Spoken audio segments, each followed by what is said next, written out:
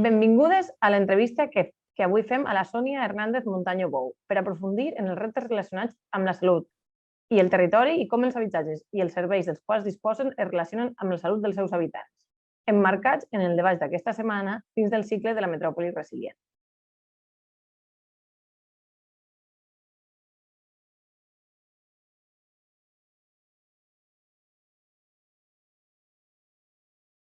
Benvinguda, Sònia.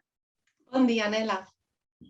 Per començar, volem preguntar-te sobre quina és la relació entre habitatge i salut i si aquesta relació s'ha accentuat després de la crisi causada per la Covid-19. Doncs fa temps que sabem que el 80% dels determinants de salut estan fora del sistema sanitari.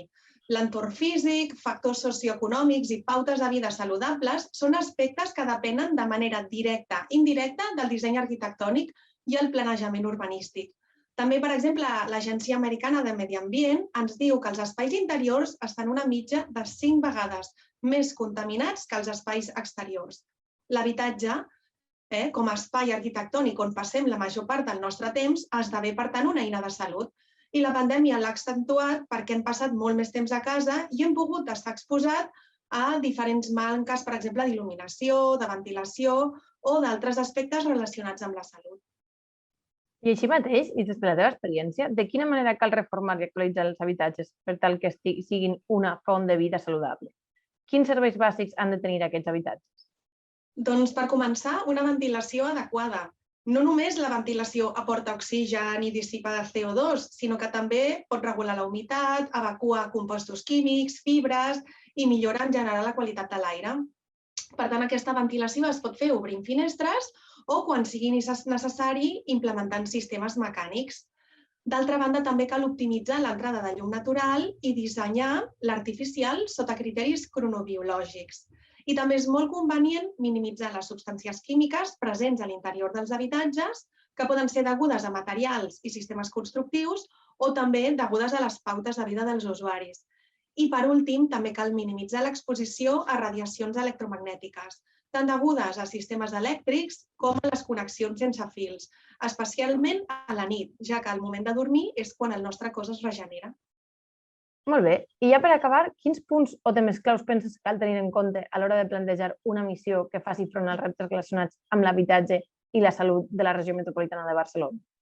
Doncs jo crec que el gran repte que tenim està a la rehabilitació, perquè tenim un parc edificat molt envellit, ja que, segons l'Agència de l'Habitatge de Catalunya, un 40% dels habitatges de Catalunya pateix problemes d'humitats i la veritat és que viure en un espai que té aquest tipus de patologies provoca un augment de malalties respiratòries i baixada del sistema immunològic.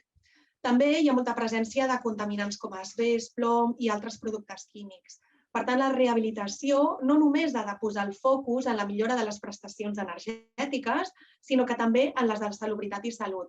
Per tant, aquestes ajudes que estem esperant del Green Deal són una bona oportunitat per millorar el nostre parc edificat, però hem de fer una diagnosi molt àmplia, no només sota aspectes de sostenibilitat mediambiental, per incorporar aquests criteris de salut a les intervencions. I d'altra banda, i per finalitzar, també crec que són aspectes a tenir en compte l'accessibilitat universal, l'oportunitat d'augmentar la responsabilitat col·lectiva en quant al tipus de tinença, ús i manteniment dels edificis. I per últim, també m'agradaria considerar la tipologia, perquè cada vegada hi ha més unitats de convivència, més diverses, nous models d'accés a l'habitatge, i això suposa crear espais molt més flexibles, diversos, inclusius, adaptats a les necessitats reals de les persones, perquè això, al cap i a la fi, doncs també és salut. Perfecte, Sònia. Només queda donar-te les gràcies per la teva participació i dir-te que ha estat un plaer. A vosaltres, gràcies.